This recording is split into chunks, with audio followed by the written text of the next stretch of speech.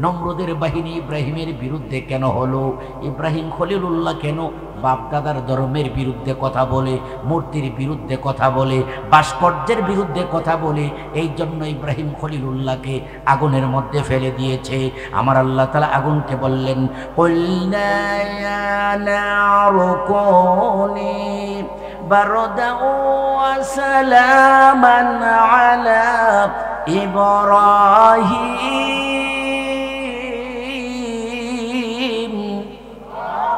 আল্লাহ রাব্বুল আলামিন বলেন, হে আগুন, আমার বন্ধুকে তোমার মধ্যে নিক্ষেপ করেছে নমরুদের বাহিনী।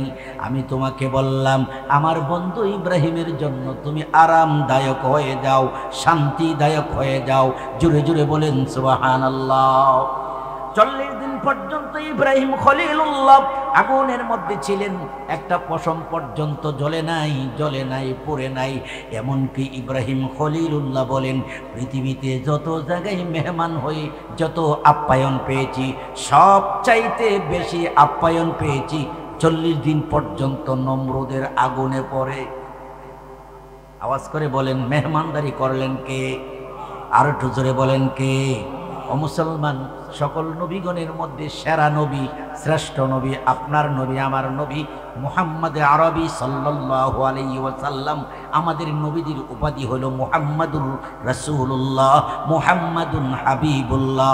সবাই পড়েন সাল্লাল্লাহু আলাইহি ওয়াসাল্লাম। আমার নবীজি আল্লাহর হাবিব হওয়ার কারণে, আল্লাহর বন্ধু হওয়ার কারণে প্রত্যেকটি জায়গায় আল্লাহ রাব্বুল আলামিন এমন ভাবে হিফাজত করেছেন, ওয়াল্লাহু ইয়াসিমুকা মিনান নাস। আল্লাহ তাআলা বলেন, মানুষের যত অনিষ্টতা আছে সবগুলি থেকে আমি আল্লাহ কুদরতিভাবে আপনাকে হিফাজত করব। সুবহানাল্লাহ কন্যা। হে বন্ধু, নবীজিকে এমন ভাবে হিফাজত করেছেন। নবীজি একদিন মসজিদে নামাজ পড়তেছিলেন, আবু জাহেল বিশাল বড় একটা পাথর নিয়ে পিছনের দিক দিয়ে মারার জন্য উদ্যত হলো। আমার আল্লাহ তাআলা আবু জাহেলের দুটো হাতের সাথে পিছনে জোড়া লাগাই দিছে। জোরে জোরে বলেন আল্লাহু আকবার। আমার বন্ধুগণ, আর একদিন আবু জাহেল নবীজিকে হত্যা করার জন্য বিশাল বড় একটা পাথর নিয়ে গেলেন। নবীজি নামাজের মধ্যে দাঁড়াইয়া আল্লাহর সাথে কথোপকথন করতেছিলেন। এক পর্যায়ে নবীজির তিলাওয়াতের আওয়াজ শুনতেছেন, তার মাঝখানে এবং নবীজির মাঝখানে একটা পর্দা সরাই দেওয়া হয়েছে। আবু জাহেল কয়, নবী মুহাম্মদের কোরআন তেলাওয়াত শুনতেছি, কিন্তু তাকে দেখি না কেন। হঠাৎ করে দেখলেন বিশাল বড় একটা উট মুখ খুলে বলতেছে, হে আবু জাহেল, সাবধান সাবধান, আর একটা কদম যদি সামনে বাড়াও আমি উট কিন্তু তোমাকে রেহাই দিব না। জোরে জোরে বলেন আল্লাহু আকবার। আমার বন্ধুগণ, আসুন, নবীজি মক্কা ছেড়ে মদিনার মধ্যে যাবে। আল্লাহু আকবার, আল্লাহু আকবার। ঘর থেকে বের হবেন, আল্লাহ তাআলা বলেন, বন্ধু হে, আপনি দরজাটা খুলেন। নবীজি দরজা খুললেন। দরজা খুলে কাফের মুশরিকরা চতুর্দিক দিয়ে ব্যারিকেড দিয়ে রাখছে। নবীজি তাদের সামনে দিয়ে চলে গেলেন। নবীজি সামান্য কিছু বালুর মধ্যে ফু দিলেন, ফাআগশাইনাহুম ফাহুম লা ইউবসিরুন। ফু যখন দিলেন সামান্য কিছু বালুর মধ্যে, কাফের মুশরিকদের চোখের মধ্যে বালুকাগুলি পৌঁছাই দিলেন। জোরে বলেন কে? ওয়ামা রামাইতা ইয রামাইতা ওয়ালাকিন্নাল্লাহ রামা। আল্লাহ বলেন, বন্ধু হে, আপনি যখন সামান্য কিছু বালুর মধ্যে ফু দিয়েছিলেন, আমি আল্লাহ তাআলা সকল কাফিরদের চোখের মধ্যে বালুকা রশিগুলি পালাইয়া সাময়িক সময়ের জন্য তাদেরকে অন্ধ বানাইয়া দিলাম, আর আপনাকে যাওয়ার জন্য পথ বের করে দিলাম। আল্লাহু আকবার, আল্লাহু আকবার। কাফের মুশরিকরা চতুর্দিক দিয়ে নবীজির বাড়িটাকে ঘেরাও করে ফেলেছে, কিন্তু তাদের সম্মুখ দিয়ে নবীজি চলে গেলেন। তারা দেখেন নাই, বলেন তাদের চোখকে অন্ধ করে দিলেন কে? আমার বন্ধুগণ, যারা মক্কা শরীফে গিয়েছেন, জাবালে সূর যেখানের মধ্যে নবীজি যায় আশ্রয় নিয়েছিলেন, মুহূর্তের মধ্যে আল্লাহ তাআলা বলেন, বন্ধু, কাফের মুশরিকরা আসতেছে, আপনি তাড়াতাড়ি করে এই সুড়ঙ্গের ভিতর অবস্থান করুন। নবীজি সুড়ঙ্গের ভিতরে প্রবেশ করলেন। সঙ্গে সঙ্গে আল্লাহ তাআলা কবুতরকে বললেন, হে কবুতর, বাসা বানাও, ডিম ছেড়ে দাও। কাফের মুশরিকরা যাতে বুঝে এই গর্তের ভিতরে কোনো মানুষ নাই, আওয়াজ করে বলেন অল্প কয়েক মিনিটের ভিতরে কবুতরের বাসা বানাইয়া ডিম ছাড়াইয়া কাফের মুশরিকদের মধ্যে এমন একটা কল্পনা জল্পনা আল্লাহ জাগায় দিয়েছে, এই গর্তের ভিতরে মানুষ থাকতে পারে না।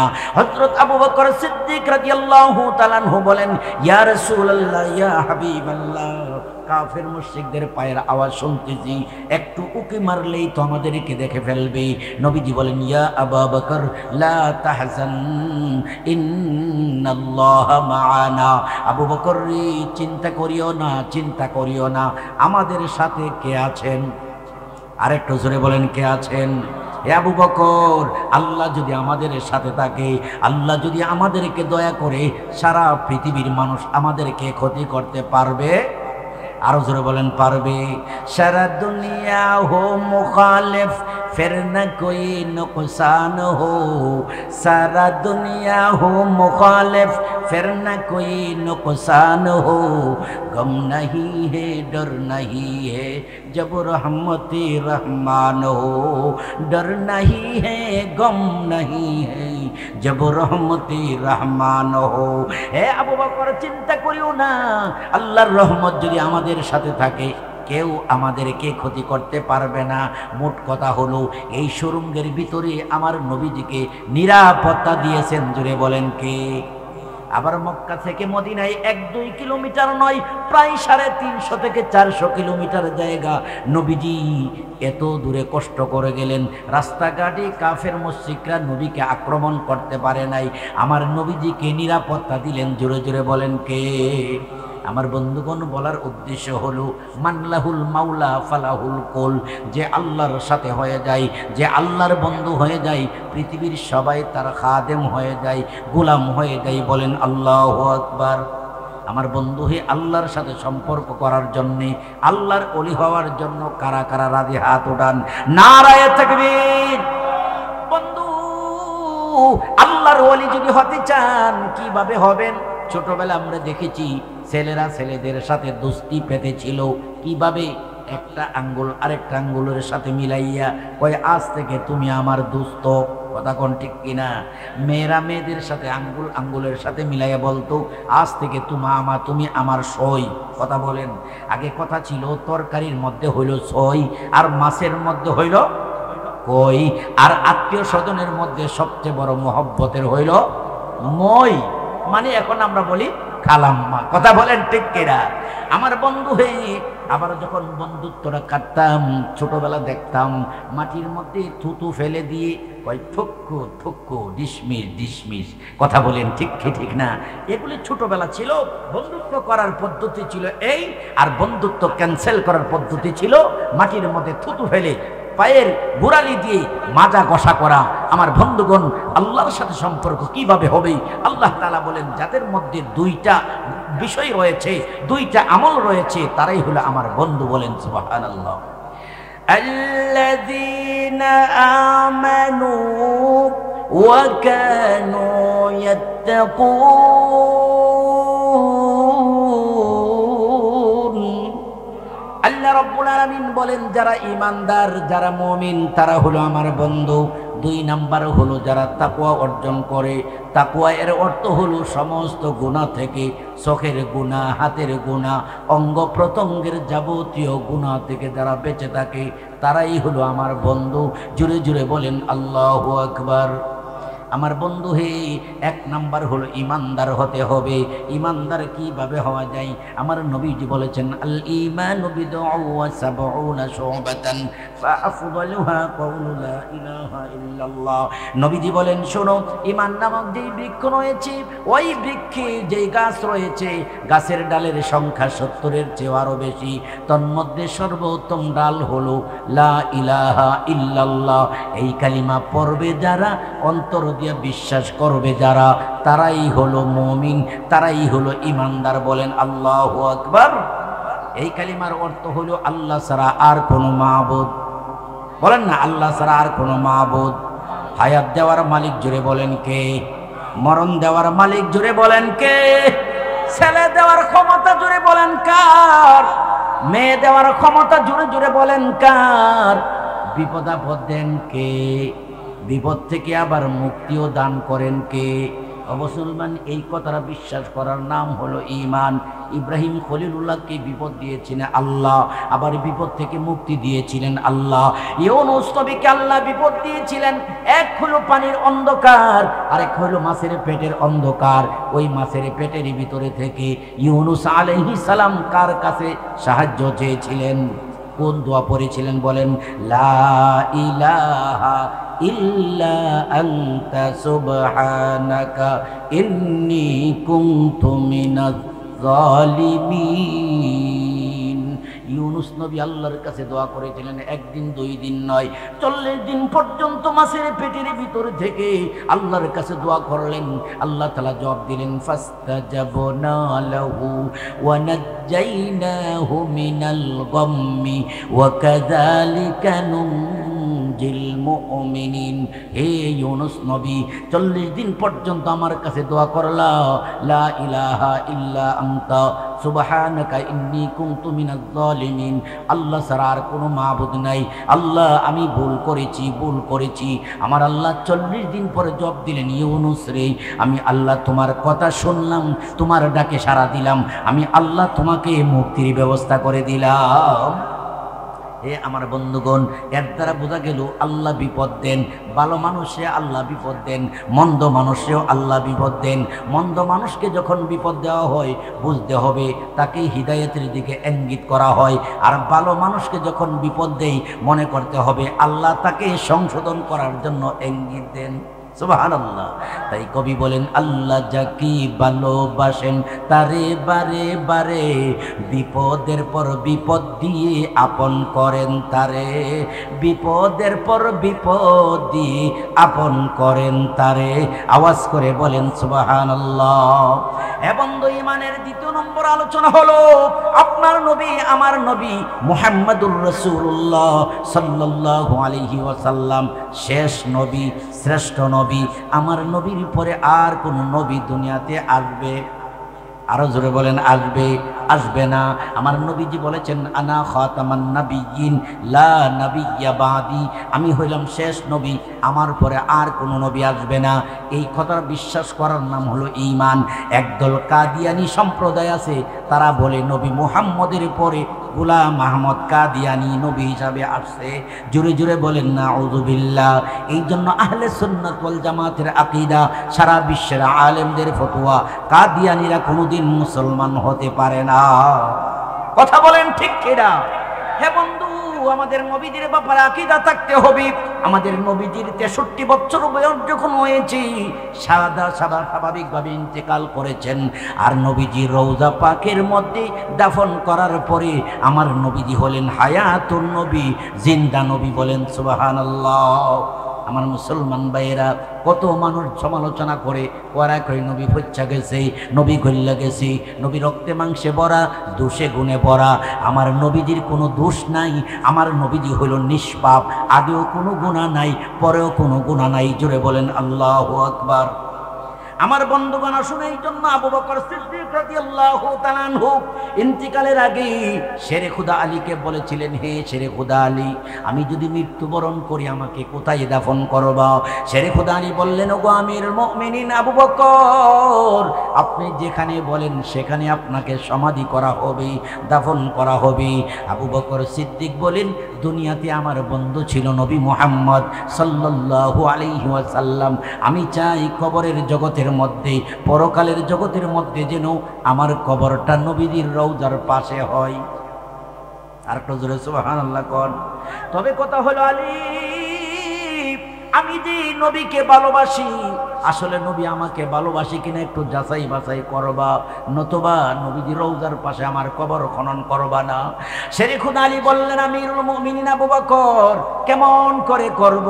আবু বকর সিদ্দিক বলেন, হে আলী, আমার মৃত্যুর পরে গোসল করাবে, কাফনের কাপড় পরাবে, নবীজির রওজা মোবারকের কাছে আমার লাশটাকে রাখবে। নবীজির রওজা মোবারক থেকে যদি আমাকে দাফন করার অনুমতি দেয় তাহলে কবর খনন করবা, এমনই ওসিয়ত করলেন। কিছুদিন পরেই যখন হযরত আবু বকর সিদ্দিক রাদিয়াল্লাহু তাআলা আনহু ইন্তেকাল করলেন, নবীজির রওজা মুবারকের পাশে লাশটা নিয়ে রাখলেন। অপেক্ষাই করতেছেন নবীজির রওজা মুবারক থেকে কোনো আওয়াজ, সারা শব্দ আছে কিনা। কিছুক্ষণ পরে হঠাৎ করে আওয়াজ শোনা গেল, আদখালুল হাবিবা ইলাল হাবিবি, ওরে আলী, আমার বন্ধু আবু বকরকে আমার রওজার পাশে কবর খনন করে দাফনের ব্যবস্থা করে দাও। সুবহানাল্লাহ জোরে বলেন। এই ঘটনার দ্বারা বোঝা যায় আমাদের নবীজির রওজা পাকের মধ্যে জীবিত। বলেন আল্লাহু আকবার। আমার বন্ধু, হে, আমাদের নবীজির সুপারিশ ছাড়া হাসরের ময়দানে কেউ জান্নাতে যাইতে পারবে? আরো জোরে বলেন, পাইবে? কিন্তু আমাদের মতো কিছু মানুষ হাতে না বুঝা কয়, এখন যদি নাই পাই মইরা গেলে দরকার নাই, পর্দার আড়ালে থাইকা করছো চালাকি। বাবারে, তুমি চিন্তা ভাবনা কইরা কথাটা বলো। এখন যদি নাও পাও, মইরা গেলে দরকার নাই, আসলে তো বেশি দরকার হলো মরণের পরে। আরেকটু জোরে কন্যা, এখন বেশি নবীকে দরকার না, মরণের পরে বেশি দরকার। কেমন দরকার? নবীজি বলেন, হাসরের ময়দান যখন কায়েম হয়ে যাবে, তখন জাহান্নামটাকে হাসরের ময়দানে বাম পার্শ্বে 70,000 জিনজির দিয়া 70,000 ফেরেশতাদের হাতে দিবেন। তারা ধরে রাখবেন, জিনজির লাফ মারতে থাকবে। ওই অদ্ভুত প্রাণী জাহান্নামটা হুঙ্কার মারতে থাকবে। কোটি কোটি মানুষরা বাবা আদমের কাছে যায় বলবে, হে বাবা আদম, জাহান্নাম যেইভাবে হুঙ্কার মারতেছে, যদি ছুটতে পারে আমাদেরকে এখন খেয়ে ফেলবে। আল্লাহর কাছে মোনাজাত করেন, আল্লাহ তাআলা যেন জাহান্নামের হুঙ্কার বন্ধ করে দেয়। বাবা আদম বলবে, হে আমার সন্তানেরা শোনো, দুনিয়াতে আমি একটা ভুল করেছিলাম, যার কারণে আমার লজ্জা লাগে। আজকে হাসরের ময়দানে আল্লাহর আদালতে তোমাদের পক্ষে কথা বলা সম্ভব নয়, দৌড়ে যাও তোমরা ইব্রাহিম খলিলুল্লাহর কাছে। ইব্রাহিম খলিলুল্লাহ বলবে, না না, আজকে আল্লাহর দরবারে কথা বলার মতন সাহস আমার নাই, দৌড়ে যাই মূসা কালিমুল্লাহর কাছে। মূসা কালিমুল্লাহ বলবে, না না, আজকে আল্লাহর দরবারে তোমাদের পক্ষে কথা বলার মতন ক্ষমতা আমার নাই, দৌড়ে যাও ইমামুল মুরসালিন নবিকুল শিরোমণি মুহাম্মাদুর রাসূলুল্লাহ সাল্লাল্লাহু আলাইহি ওয়াসাল্লামের কাছে। নবীজির কাছে যখন কোটি কোটি মানুষ যাবে, নবীজির সঙ্গে সঙ্গে সিজদায় পড়ে কান্না করবে, আল্লাহ, আমার আজকে হাজার হাজার লক্ষ লক্ষ উম্মতরা আসছে, জাহান্নামের হুঙ্কার যেন বন্ধ হয়ে যায়। আল্লাহ তাআলা বলবেন, বন্ধু হে, আপনার হাত মোবারক উপরের দিকে উঠান। নবীজি হাত মোবারক উপরে উঠাইবেন, সামান্য একটু পানি দিবেন, এই পানিটা তখন জাহান্নামের দিকে ছিটা মারবেন, জাহান্নামের হুঙ্কার বন্ধ হয়ে যাবে। তখন আল্লাহ তাআলাকে নবীজি বলবেন, ওগো আল্লাহ, এই সামান্য একটু এত বড় পাওয়ার, 70,000 জিনজির দিয়া যেই জাহান্নামটাকে আটক করা হয়েছে, ওই জাহান্নামের মধ্যে সামান্য একটু পানি ছিটা দেওয়ার কারণে জাহান্নামের হুঙ্কার বন্ধ হয়ে গেছে। এটা কোন সাগর আর নদীর পানি? আল্লাহ তাআলা বলবেন, বন্ধু হে, এই সামান্য পানি কোনো মেঘনা নদীর পানি নয়, পদ্মা নদীর পানি নয়, এটা হলো আপনার গুনাহগার উম্মতের চোখের পানি। সুবহানাল্লাহ জোরে বলেন। ও মুসলমান ভাইয়েরা, এর দ্বারা বোঝা গেল হাসরের ময়দানে সকল নবীগণ বিদায় দিবে, কিন্তু আমার নবী উম্মতের কান্ডারি হইয়া আমাদেরকে বিদায় দিবে না। বোঝা গেল সবচেয়ে বড় মায়ার নবী হলো আপনার নবী, আমার নবী। জোরে জোরে বলেন ঠিক কিনা? নবী নবী বলে হাই, কেঁদে কেঁদে দিন যাই, তবু পাইনি দিদার দমে।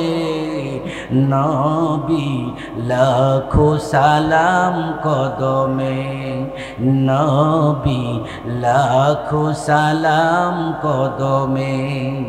সোনার মদিনায় লুকিয়ে আছো গো, দেখিতে পাইনি নয়নে, আমি দেখিতে পাইনি নয়নে। এছের গোলাম মরি শুধু কাঁদিয়া, দেখা দিয়া গোর নিদানে, লাখো সালাম কদমে। আওয়াজ করে বলেন আল্লাহু আকবার। আমার বন্ধুগণ আসুন, এক সাহাবী বললেন, ইয়া রাসূলুল্লাহ, ইয়া হাবিবাল্লাহ, হাসরের ময়দানে কোথায় যাই আপনাকে পাবো? নবীজি বলেন, সাহাবী রে, সবার আগে আমাকে হাউজে কাউসারের কাছে অনুসন্ধান করবা, কারণ আল্লাহ রাব্বুল আলামিন হাসরের ময়দানে আমাকে একটা হাউজ দান করবেন। ওই হাউজের নাম হলো হাউজে কাউসার। হাউজে কাউসারের পানি দুধের চেয়েও আরো সাদা হবে, মধুর চেয়েও আরো মিষ্টি হবে। এক গ্লাস পানি পান করলে হাসরের ময়দানে কোনোদিন আর পানির পিপাসা লাগবে না। ইন্না আ'তাইনাকাল কাউসার ফাসাল্লি লিরাব্বিকা ওয়ানহার ইন্না শানিআকা হুয়াল আবতার। আমার বন্ধুগণ, রাসূল করিম সাল্লাল্লাহু আলাইহি ওয়াসাল্লাম বলেন, হাউজে কাউসারের কাছে আমাকে পাইবা। আবার সাহাবী বলেন, ইয়া রাসূলুল্লাহ, ইয়া হাবিবাল্লাহ, হাউজে কাউসারের কাছে যদি আপনাকে না পাই কোথায় পাইব? নবীজি বলেন, পাইবা আমাকে মিজানের কাছে। সেখানে আমার উম্মতগণের নেক এবং গুনাহগুলোকে ওজন করা হবে। আমি নবীজি মিজানের কাছে দাঁড়ায় থাকবো। আমার গুনাহগার উম্মতের নেকের পাল্লা যাতে ভারী হয় আর গুনার পাল্লা যাতে হালকা হয়। জোরে জোরে বলেন সুবহানাল্লাহ। আবার সাহাবী বলেন, ইয়া রাসূলুল্লাহ, ইয়া হাবিবাল্লাহ, মিজানের কাছে যদি আপনাকে না পাই কোথায় যাই আপনাকে অনুসন্ধান করব? নবীজি বলেন, সাহাবী রে, ওই যে একটা ব্রিজ আছে 30,000 বছরের রাস্তা, ওই ব্রিজের কাছে আমি দাঁড়ায় থাকব।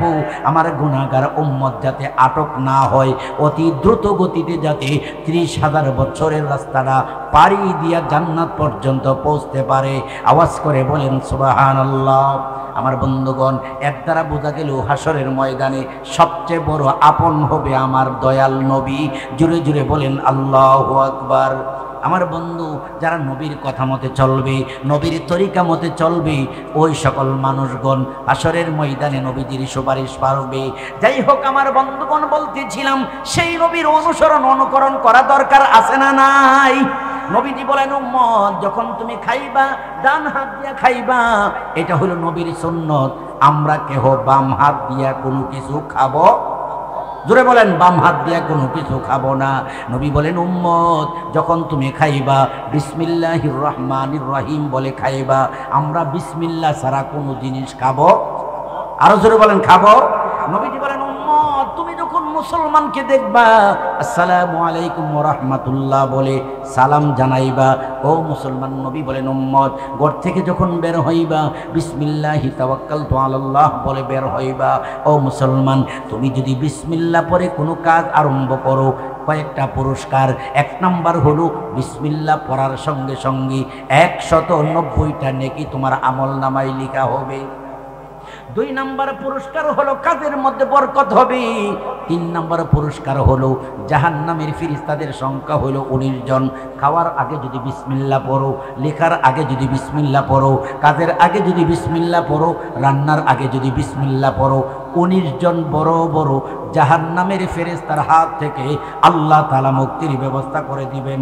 জোরে জোরে বলেন সুবহানাল্লাহ। একটা মেয়ে সব কাজে বিসমিল্লাহ পড়ে, কিন্তু বাবার কাছে ভালো লাগে না, তার কাছে ভালো লাগে না। এমন মুসলমান এখনো আছে না নাই?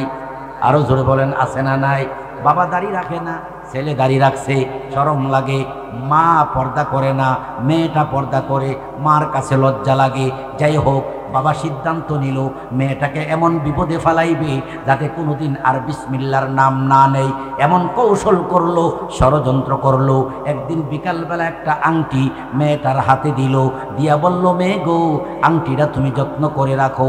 মেয়েটা বিসমিল্লাহির রহমানির রহিম বলে বাবার আংটিটা পাত্রের ভিতরে রেখে দিল। রাত্র যখন গভীর হয়ে যায়, মেয়েটা যখন ঘুমিয়ে গেছে, তখন বাবা নিজের আংটি নিজে চুরি করে নিয়ে নদীর মধ্যে ফেলে দিয়েছে যাতে মেয়েটা আংটি না পায়। আপনারা সবাই বলেন, আমার আল্লাহর এমন ক্ষমতা আছে না নাই? নদীর আংটি ঘরে ফিরাইতে পারবে কি পারবে না? আরো জোরে কন। কাদেরে কুদরত দারি হরচি খাহি আকুনি মুর্দারা হাম জানে বখশে জিন্দারা বেজা কোনি বেপেদার ফর জন্দে পয়দা ও কোনাত তিফলেরা দর মাহদে গুয়া ও কোনাত। আল্লাহ তাআলা একটা নদীর মাছকে বললেন, হে নদীর মাছ, আংটিরা খাও, আজকে দূরে যাইবা না, এখানেই ঘোরাফেরা করবা। এই এলাকার জেলেরা জাল ছড়াইবে, এই জালের মধ্যে তুমি উঠবা, তোমাকে বাজারের মধ্যে নিয়ে বিক্রি করবে। যেই ব্যক্তি নিজের মেয়ের বিরুদ্ধে ষড়যন্ত্র করেছিল, যেই ব্যক্তি নিজের আংটিটা মেয়ের কাছে দিয়া ষড়যন্ত্র করেছিল, আমি আল্লাহ তাআলা তোমার মাধ্যমে ওই ব্যক্তির ঘরে তোমাকে পৌঁছায় দেব। আমার বন্ধুগণ, সংক্ষেপ ঘটনাটা বলতেছি। সকালবেলা এই এলাকার জেলেরা জাল ছড়াইছে, জালের মধ্যে এই মাছটা উঠলো, মাছটাকে বাজারে নিলেন বিক্রি করার জন্যে। আল্লাহু আকবার। লোকটাও বাজারে গেল মাছ খরিদ করার জন্যে, উপযুক্ত মূল্য দিয়া মাছটা খরিদ করলেন। ঘরের মধ্যে নিয়ে বললেন, মেয়ে গো, মাছটাকে কাটো, রান্না করো, তরকারি পাকাও, আমি গোসল করে খানা খেয়ে অফিসে যাব। মেয়েটা বাবার কথা মতে বিসমিল্লাহির রহমানির রহিম বলে যখন মাছের গলাটা কাটলো, বাবার আংটিটা নারী বুড়ির সাথে বের হয়ে এলো। সুবহানাল্লাহ জোরে বলেন। মেয়েটা কই বিষয়টা কি? আংটি তো বাবার আংটির মতো দেখা যায়। পাত্রের মধ্যে হাত লাগাইয়া যায় দেখি পাত্রের মধ্যে আংটিটা নাই। মেয়ে কই ঘটনা প্রকাশ হবে পরে। আবার বিসমিল্লাহির রহমানির রহিম বলে পাত্রের ভিতরে আংটিটা রেখে দিল। বাবা গোসল করে আসলো, তরকারি রান্না হয়ে গেল, খানা চাইলো, খানা সামনে দিল। খানা খাওয়ার পরে বাপ মেয়েকে বলল, মেয়ে গো, গতকাল যে আংটি দিয়েছিলাম আংটিটা দাও। বাবার সামনে মেয়েটা বিসমিল্লাহির রহমানির রহিম বলে পাত্রের ভিতর থেকে আংটিটা বাবার হাতে দিয়ে দিল। জোরে জোরে বলেন সুবহানাল্লাহ। বাবা আশ্চর্যান্বিত হয়ে বলতে লাগলো, মেয়ে কোথায় থেকে কিভাবে আংটি পাইলাম? মেয়েটা বলল, বাবা তুমি তো গতকাল আমার কাছে জমা দিয়েছিলে, আমি তো আল্লাহর নামে পাত্রের ভিতরে রেখেছিলাম। বাবা কয়, না না, আমি তো আংটি নদীর মধ্যে ফেলে দিয়েছিলাম, কিভাবে আসলো আমি জানতে চাই। মেয়েটা বলল, বাবা এটা হলো বিসমিল্লাহর বরকত। সুবহানাল্লাহ, এটা হলো বিসমিল্লাহর বরকত। বাবা গো, তুমি বারবার আমাকে নিষেধ করো, আমি যাতে বিসমিল্লাহ না পড়ি। আমার আল্লাহ কত বড় ক্ষমতাবান, আমি বিসমিল্লাহর দ্বারা কাজ করার কারণে আমার আল্লাহ নদীর মাছের মাধ্যমে বাজার ঘুরাইয়া তোমার হাত বহাতে আমার কাছে তোমার আংটি পৌঁছে দিছে। তাকবীরে উলার সহিত পড়ে। 2 নাম্বার হলো আসরে নামাজ সুন্নত নিয়মিত পড়েছে। 3 নাম্বার হলো বেপর্দা হয়ে চলে নাই। 4 নাম্বার হলো নিয়মিত তাহাজ্জুদ নামাজ পড়েছে। এমন কে আছো? দাঁড়াও। একজন লোক দাঁড়াইলেন, যেই লোকটা হলো যুবক, তার নাম হলো শামসুদ্দিন আলতামাস রাহমাতুল্লাহ আলাই। তিনি দাঁড়ায় বললেন, ওগো খাদেম ভাই, আমি আমার পীর সাহেবের কাছে মুরিদ হওয়ার পর থেকে 4টা আমল নিয়মিত করেছি, কোনো দিন ভুল হয় নাই। জুড়ে জুড়ে বলেন আল্লাহু আকবার। হে কসবার মুসলমানেরা শোনো, দিল্লির মুসলমানেরা শোনো, অনেক পীরের কাছে আপনারা মুরিদ হয়েছেন, আমারও শায়েখ ও মুর্শিদ আছে। পীরের কাছে মুরিদ হইলে যদি তাহাজ্জুদ নামাজ পড়তে পারেন, পীরের কাছে মুরিদ হওয়ার দ্বারা যদি আপনি আসরের সুন্নাত পড়তে পারেন, পীরের কাছে মুরিদ হওয়ার পরে যদি বেপরদা চলাফেরা বন্ধ করতে পারেন, বোঝা গেল আপনি খাঁটি মুরিদ হয়েছেন। আওয়াজ করে বলেন ঠিক কিনা? 3 নাম্বার কথা হলো বন্ধু, আলোচনা শেষ পর্যায়ে 3 নাম্বার কথা হলো হালাল খাদ্য খাইতে হবে ওলি হওয়ার জন্য। আব্দুল কাদের জিলানীর বাবা হালাল খাদ্য খেয়েছিল। আল্লাহর একজন ওলি ছিলেন, যার নাম সুফিয়ানে সৌরি রাহমাতুল্লাহি আলাইহি।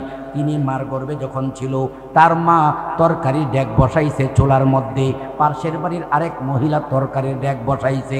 নিজের তরকারি 1 ফোঁটা জল জিহ্বাতে লাগাইলেন, মরিচ এবং তেল লবণ ঠিকভাবে হয়েছে কিনা টেস্ট করার জন্য। সাথে সাথে পাশের বাড়ির মহিলার তরকারির ডেক থেকে 1 ফোঁটা জল জিহ্বার মধ্যে লাগাইলেন। যেই মাত্র বিনা অনুমতিতে অন্য মহিলার 1 ফোঁটা জল জিহ্বার মধ্যে লাগাইল, পেটের সন্তান সুফিয়ানে সৌরির ধরফর আরম্ভ হয়ে গেছে, কম্পন আরম্ভ হয়ে গেছে। মহিলা বুঝতে পারছে বিনা অনুমতিতে যে আমি তরকারির ঝোল খাইলাম, এই জন্য আমার সন্তান সহ্য করতে পারতেছে না। তাড়াতাড়ি করে পাশের বাড়িতে গেলেন, যাইয়া মহিলাকে বললেন, হে আমার বোন, তোমার তরকারির এক ফোঁটা ঝোল বিনা অনুমতিতে খাওয়ার কারণে আমার পেটের সন্তান থরথর করে কম্পন আরম্ভ করেছে, মেহেরবানি করে তুমি আমাকে মাফ করে দাও। ওই মহিলা বলল, ঠিক আছে, আমি মাফ করে দিলাম। যেই মাত্র মাফ করেছে, সঙ্গে সঙ্গে পেটের কম্পন বন্ধ হয়ে গেছে। আমার বন্ধুগণ, বলার উদ্দেশ্য হলো, সত্যিকারে আল্লাহর ওলিরা হারাম খাওয়া পছন্দ করে। আরো জোরে বলেন, করে। আমার বন্ধুগণ, তাই আল্লাহর ওলি হইতে হলে সমস্ত গুনাহ থেকে বাঁচতে হবে। হে বন্ধু, আমার ব্যক্তিগত কোনো কথা নয়, বেলাল হুসাইনের কথা নয়। নবীজি বলেছেন, লা ইয়াদখুলুল জান্নাতা জাসাদুন গুজিয়া বিল হারাম। যারা হারাম খায়া রক্ত মাংস তৈরি করে, এই শরীর কোনোদিন জান্নাতে যাইবে না। যারা সুদি লেনদেন করেন, সুদ ছাড়তে হবে ওলি হইতে হলে। যারা ঘুষ খাওয়ার অভ্যাস, ঘুষ ছাড়তে হবে ওলি হওয়ার জন্য। যারা পরনারীর সাথে উঠা বসা করে, পরনারীকে ছাড়তে হবে আল্লাহর ওলি হওয়ার জন্য। যারা বেপর্দা চললে অভ্যাস, বেপর্দা ছাড়তে হবে আল্লাহর ওলি হওয়ার জন্য। যারা নামাজ পড়েন না, নামাজ পড়তে হবে আল্লাহর ওলি হওয়ার জন্য। তাফসীরের কিতাবের মধ্যে আসছে, আল্লাহর ওলি হইতে হলে কয়েকটা কর্মসূচি পালন করতে হবে। এক নাম্বার হলো খাঁটি পীর দেখা মুরিদ হইতে হবে। খাঁটি পীর আর বেদাল পীর কেমনে বুঝবেন? যেই পীরে নামাজ পড়ে, যেই পীরে পর্দা করে, যেই পীরে দাড়ি রাখে, যেই পীরে পাগড়ি পরে, যেই পীরে বেসরাভাবে চলে না, সে হইল খাঁটি পীর। কথা বলেন ঠিক কিনা? রাসূল কারীম সাল্লাল্লাহু আলাইহি সাল্লামকে আসমা বিনতে ইয়াজিদ বলেন, ইয়া রাসূলুল্লাহ, আল্লাহর ওলিকে আমরা কিভাবে চিনব? রাসূল বলেন, যাকে দেখলে আল্লাহর কথা মনে হয়, জান্নাতের কথা মনে হয়, জাহান্নাম থেকে বাঁচার জন্য মনটা চাই, বুঝবা সেই লোকটা হইল আল্লাহর ওলি। জোরে বলেন সুবহানাল্লাহ। এই জন্য আল্লাহর ওলি হইতে হলে হক্কানি পীরের কাছে মুরিদ হওয়া এক নম্বর কাজ। দুই নম্বর, পীর সাহেব যত নেক আমলের কথা বলে, নামাজের কথা, জিকিরের কথা, কোরআন তেলাওয়াত কথা, দুরুদের কথা, এইগুলি মানতে হবে। তিন নম্বর হলো পীর সাহেব এরকম ভাবে যত ওজিফার কথা বলে, 3 তাসবির ওজিফা, কেউ কেউ বলেন 6 তাসবির ওজিফা, সবাই আমার সাথে বলেন সুবহানাল্লাহ। বলেন না সবাই সুবহানাল্লাহ। 100 বার আলহামদুলিল্লাহ, আলহামদুলিল্লাহ। 100 বার লা ইলাহা ইল্লাল্লাহ, লা ইলাহা ইল্লাল্লাহ। 100 বার আল্লাহু আকবার, আল্লাহু আকবার। 100 বার আস্তাগফিরুল্লাহ। 100 বার নবীজির উপর দুরূদ শরীফ, কমপক্ষে 100 বার। এই 600 বারের জিকির সকালে যারা করবে, বিকালে যারা করবে, আল্লাহর ওলি হবে, আশিকে রাসূল হবে। সুবহানাল্লাহ। আমি আমার শাইখ মুর্শিদ পীরে কামেল শাইখুল হাদিস আল্লামা শামসুল হক সুফিজি হাফিজাহুল্লাহ তাআলা, ওনার কাছে বায়াত হওয়ার পরে বলছে, বাবা, মুরিদ হওয়া সহজ, তবে আমল করা বড় কঠিন। বাবারে, আজ থেকে নিয়ত করো, নামাজ জামাত ছাড়বো না, 5 ওয়াক্ত নামাজ পড়বো, তাহাজ্জুদ পড়ার জন্য চেষ্টা করব, অপরের হক মারবো না, কারো টাকা আত্মসাৎ করব না, বেপরদা হয়ে চলবো না। শেষ কথা হলো, সকাল বিকাল 6 তাসবির জিকিরটা করো। আমি আপনাদেরকে দিতে চাই, এই জিকিরটা করতে কারা কারা রাজি? আর একটু আস্তে জোরে কোন, কারা কারা রাজি? হাত ওটা, নারে তাকবীর। আরো জোরে বলেন, নারে তাকবীর। ওলি আউলিয়া যেখানে, পীর মাশায়েখ যেখানে, কোরআন সুন্নাহর আলো। হাত নামান আমার বন্ধুরা। অনেকে আছে সকালবেলা দোকানে যায়া চা স্টলে আধা ঘন্টা না বসলে পেটের ভাত হজম হয় না। কথা বলেন ঠিক কিনা? অনেক মুরব্বীর আছে, বাবা এখন খবরটা দৌ। কথা কন, লেবাননের খবরটা কি? তা কথা কন, ফিলিস্তিনের খবরটা কি? খবর দেখতে দেখতে আধা ঘন্টা সময় মোবাইলের সামনে বসে থাকি, টিভির সামনে বসে থাকি। আর 6 তাসবির জিকির করলে সর্বোচ্চ 15 মিনিট সময় লাগবে। সকালবেলা 15 মিনিট সময় আল্লাহর জিকিরের জন্য, নবীর দুরুদের জন্য। আবার বিকালবেলা আল্লাহর জিকিরের জন্য, নবীর দুরুদের জন্য 15-30 মিনিট সময় দেওয়াটা কি সহজ না কঠিন? আর একটু জোরে বলেন, সহজ না কঠিন? ইচ্ছা করলেই উপায় হয়। আমরা তো এরকম ভাবে আপনাদেরকে বলি, প্রায় জায়গাতে আমি মাহফিলে বলি, সবকিছুর একটা যন্ত্র আছে। কথা বলেন, যন্ত্র আছে না নাই? এই জিকির করার একটা যন্ত্র আছে। এই যন্ত্রটার নাম হলো, বলেন, হ্যাঁ হ্যাঁ বলেন, এই জিকির করার যন্ত্রটার নাম কি? আওয়াজ করে কোন নাম কি? তাসবিহ। জানি না কয়জনের কাছে আছে অনেকের কাছে চাবির রিং ভারী মনে হয় না, মোবাইল একটা 300 গ্রাম এটা ভারী মনে হয় না, 12টা দোকানের চাবি এটা ভারী মনে হয় না, কিন্তু তাসবিহটা তার পকেটে রাখা ভারী মনে হয়। এই জন্য আমি সবার কাছে উদাত্ত আহ্বান করব, আর বিলম্ব না করে প্রত্যেকের পকেটে একটা করে তাসবিহ নেন, পকেটের মধ্যে মিসওয়াক রাখেন, হাঁটতে ফিরতে তাসবিহ নাই, হাঁটেন, বলেন সুবহানাল্লাহ, বলেন সুবহানাল্লাহ, আলহামদুলিল্লাহ, লা ইলাহা ইল্লাল্লাহ, আল্লাহু আকবার। একবার সুবহানাল্লাহ বলবেন, একবার আলহামদুলিল্লাহ বলবেন। আসমান এবং জমিনের মাঝখানে যেই পরিমাণ খালি জায়গা আছে নেকের দ্বারা ভরপুর করে দেওয়া হবে। একবার আলহামদুলিল্লাহ বলবেন, এক পাল্লা নেকি ভরপুর করে আপনার আমলনামায় দান করা হবে। তাই এতক্ষণ পর্যন্ত আপনাদের সামনে যা আলোচনা করলাম এর সারমর্ম হলো আল্লাহর সাথে সম্পর্ক করা, আল্লাহর ওলি হওয়া, আল্লাহর বন্ধু হওয়া। আল্লাহর বন্ধু হতে হলে 1 নম্বর বিশুদ্ধ ইমানদার হতে হবে। ইমানের দাবি হলো সকল ক্ষমতার মালিক না জনগণ? আরো জোরে বলেন, সকল ক্ষমতার মালিক জোরে বলেন কে? আর একটু জোরে বলেন কে? জনগণ ক্ষমতার উৎস নয়, জনগণের মন পরিবর্তন করার মালিক। যেই জনগণ বুট দিয়া ফুলের মালা পরায়, এই জনগণ আবার আন্দোলন কইরা, কথা বলেন ঠিক কিরা? ছেলে দেওয়ার মালিক জোরে বলেন কে?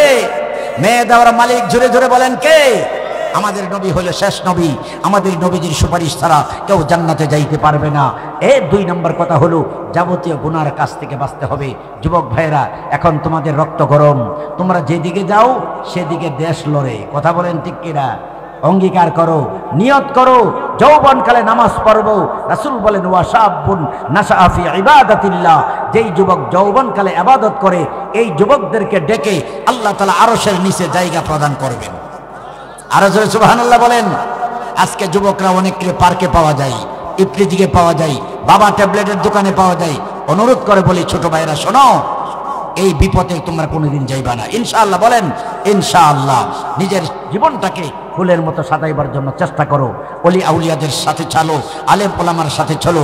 বিশেষ করে আপনাদের এলাকার খতিব, আমার প্রিয় মানুষ হযরত মাওলানা হাফেজ আমানুল্লাহ আমানী সাহেব, ভালো মানুষ, এমন হক্কানি আলেমদের সাথে ইনশাআল্লাহ, কথা বলেন না, ইনশাআল্লাহ থাকবেন। বলেন ইনশাআল্লাহ। আলেম উলামার সাথে থাকবেন, দুনিয়াতে বিপদ আসবে না, পরকালে বিপদ আসবে না। নাসরুম মিনাল্লাহি ওয়া ফাতহুন কারীব।